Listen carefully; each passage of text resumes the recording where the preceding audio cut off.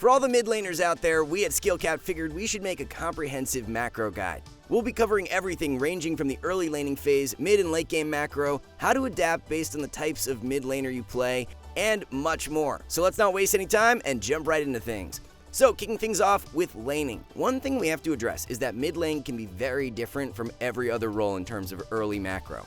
All three lanes utilize the main wave tactics of fast pushing, freezing, and slow pushing.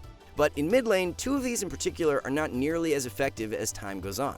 The problem is that mid is the shortest lane of them all. This gives you very little room to work with if you want to commit to building either a big slow push or maintaining a long-term freeze. Not only that, but mid is the home to most of the mages in League of Legends, and almost all mages have very long-range spells that can instantly clear minion waves at some point. Combine mage wave clear and a very short lane, and the end result is that it's very difficult to maintain a freeze versus a mage when they can just break it with one of their spell rotations. Likewise, it's hard to build the big slow push versus a class of champions that can just thin the wave, way before it ever reaches their tower. So, what are we getting at? Well, we're not saying that you can't ever utilize freezing and slow pushing in mid. That being said, there comes a point around level 7 where you should almost always begin to just fast push most waves. Level 7 is typically when most mages have enough wave clear to make wave tactics kind of irrelevant. For example, we made this Zed try to build a slow push or freeze versus this Xerath, but it's just not possible. Xerath is just last hitting and clearing the wave from a billion yards away.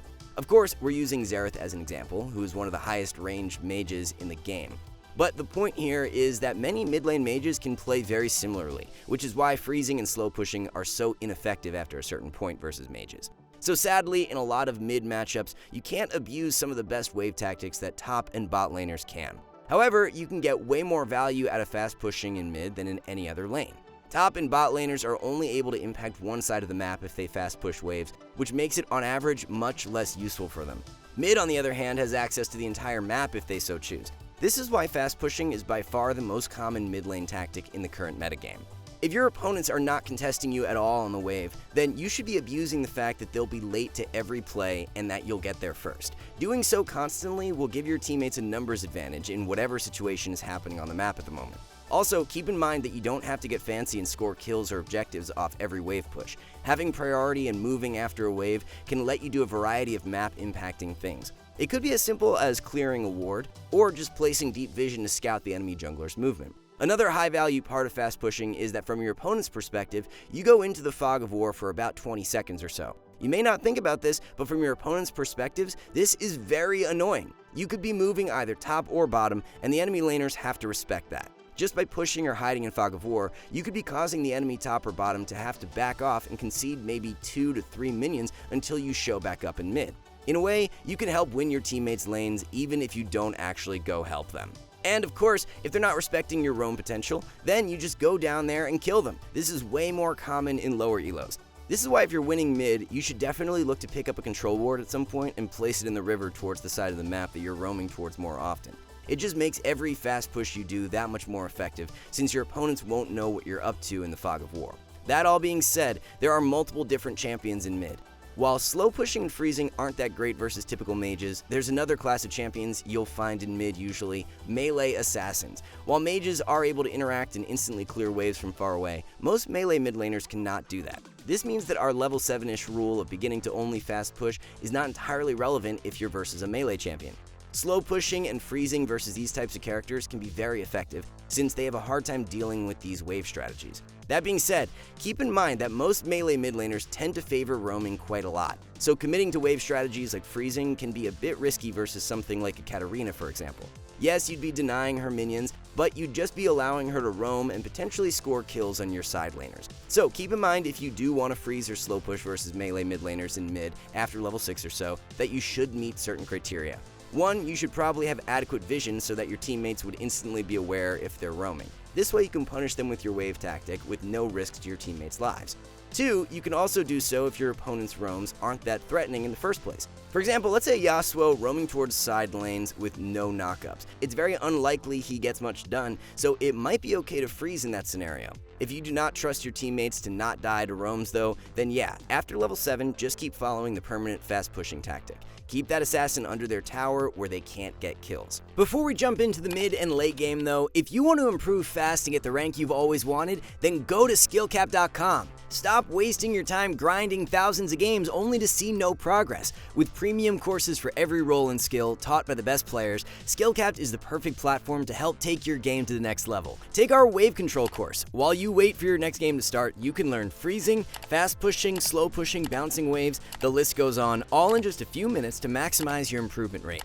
Or maybe you just like seeing your opponent's health go to 0, then you'll love our trading course. We even have a skill test at the end so you can see how good you really are. Players just like you are leaving 5-star reviews and raving at how helpful they are. The best part, it's completely risk-free to try, as you're kept safe with our rank up insurance. If you don't significantly improve while actively using Skillcapped, then you get your money back, no questions asked. So what are you waiting for? Get the rank you've always wanted by clicking the link in the description below. Alright, with laning done, let's move to mid and late game macro. This is where many players start to get confused and fall apart, as there's just so much you can potentially do on the map. How are you supposed to know what you should be doing at all times with so many options? Don't worry, things are actually much easier than you think as long as you understand the 3 zones of a side lane. We want you to imagine that top and bot lane are split up into 3 zones like this. The one closer to your side is the collection zone, after that is the neutral zone, and then near your opponent's side of the map is the pressure zone. These zones are very important because what's the one thing you hear constantly over and over when looking at guides on how to get better? You need to farm more minions. That's literally the advice that every coach guide or every piece of content ever is trying to tell you all the time, right? What this means is that proper mid-game macro is trying to maximize the gold that your entire team is getting through minions. Therefore, all 3 lanes should be getting farmed efficiently, so every carry on the team is getting strong and hitting power spikes. If you watch competitive play, the map usually looks like this between big objectives for that reason. This is how players easily hit 10 CS per minute or more in a coordinated environment. Obviously, you're playing in solo queue with 4 kids you need to sometimes babysit. You can't afford to sit farming a side lane peacefully all game. So, what do? Okay, so first, let's talk about what your team's macro in solo queue should look like. Your ADC and support should be the ones to take over mid lane most of the time. This is because it's the shortest and safest lane for an ADC to farm safely. Not only that, but your support being mid gives them easy access to warding the highest traffic areas of the map and the nearby objectives. Meanwhile, the top and mid laners are given the task of defending and pushing side lanes as needed.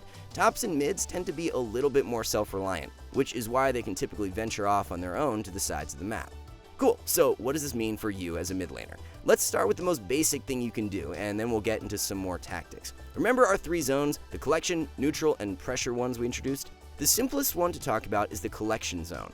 All this means is that when a wave is on your side of the map, that someone on your team, probably you, should go pick it up so that it doesn't just die to one of your towers. Then you push it as far as you can, and then just walk back to regroup with your teammates around mid. That's it. This is generally how most mages in League play, since they're not typically great side laners. If you do follow this rhythm of picking up waves in the collection zone and regrouping properly, you'll earn about 7 to 8 CS per minute, which is a solid amount of farm in an average solo queue game. The only thing to keep in mind is to use some common sense before leaving your team. Let's say your opponents are pressuring a major objective, but there's a small wave in your collection zone. You obviously wouldn't just leave your team to go catch that. It is okay to concede some waves from time to time, depending on the action that's happening on the map. With that basic rotation out of the way, let's talk about some more high-pressure tactics. For this section, we're going to talk about it mostly from the perspective of melee assassin mid laners, as they're the more common users of these plays. However, we'll also talk about when you can do these strategies as traditional mages later on too. So, if you're playing a self-reliant character, you can venture past the collection and halfway neutral zone into the pressure zone on your opponent's side of the map. What does this mean? Well, think about it like this. Your opponents have these zones too, but in reverse. So your pressure zone is simply their collection zone. So when you push a wave into the pressure zone, someone on the enemy team technically has to go collect that wave unless they want to lose farm.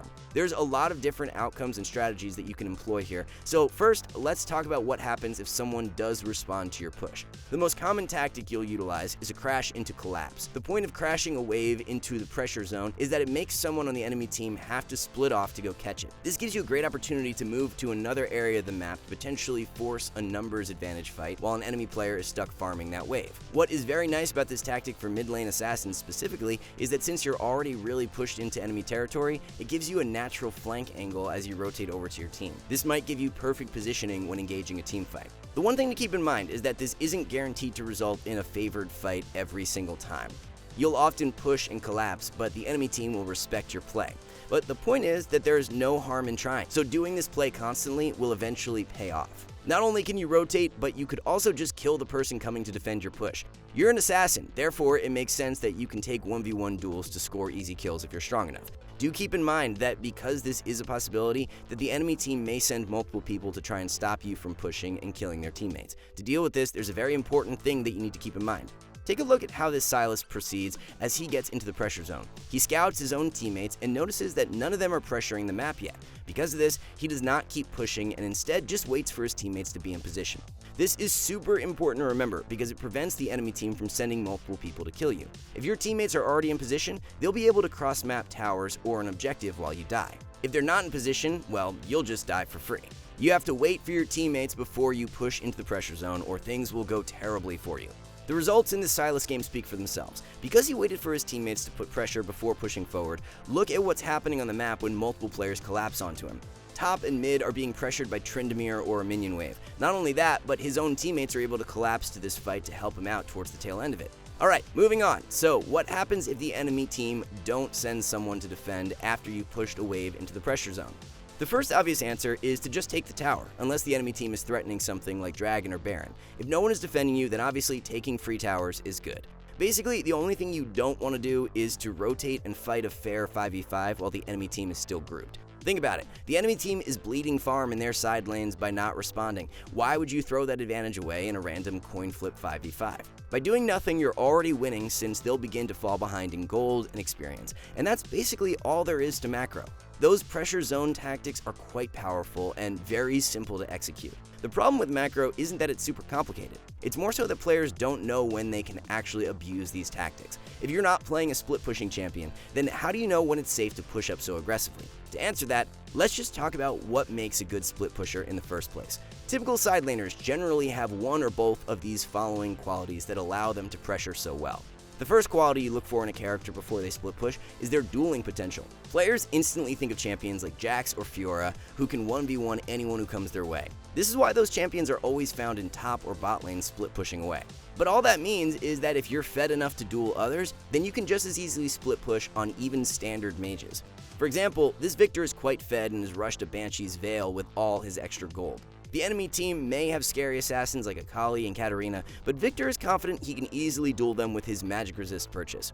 This means that just like any dueling split pusher, he's able to put a lot of heat in the pressure zone and force the enemy team to come down and deal with him. Just like this Victor, you definitely need to learn when you don't have to be afraid of taking 1v1 fights, so you can utilize these strategies if you want. The second quality that most traditional split push champions have is their ability to run away. Think of champions like Singed or Riven, who can easily outrun multiple champions if they're ever collapsed on as they split. This is why mid lane champions like Twisted Fate and Ryze have been such great split pushers throughout the years. Their ability to drop pressure to a side lane and then escape with their ultimates is a major reason for that. That being said, you don't need a fancy escape to feel safe in a side lane. There's other ways of doing that through scouting enemy movements or the following. Syndra here has a ton of vision in the enemy jungle and feels very safe walking up to pressure this bot lane tower. Not only that, but she has a teammate in the area shadowing her. This gives her the confidence to keep pressuring here, despite being against such scary engage from Vi and Leona. The final thing we want to cover is that the simple answer is sometimes the best answer in the late game. Everything we've discussed so far is mostly done in between objective timers while they're done. This is when you'll be focusing on collecting waves or pressuring side lanes. Unless you have absurd split push pressure, then just make sure to sync up with your teammates before any big objective fight. Remember that dragons and barons usually end up winning the game for your team, so don't be late in getting there. And that's it! Hopefully this guide has made you see just how simple mid lane macro can technically be. The only issues you should have are applying it to your specific champions in the varying games that you'll find yourself in. But as long as you remember our 3 zones and our very simple to follow guidelines, then you should be able to always have a decent idea for what you should be doing at all times. And remember, if you want to improve fast and get the rank you've always wanted, then go to skillcap.com. Our service is completely risk-free as you're kept safe with rank up insurance. So what are you waiting for? Get the rank you've always wanted by clicking the link in the description below. Alright, that's a wrap on this one, guys. We here at Skill Caps want to thank you for watching, and we'll catch you in the next one.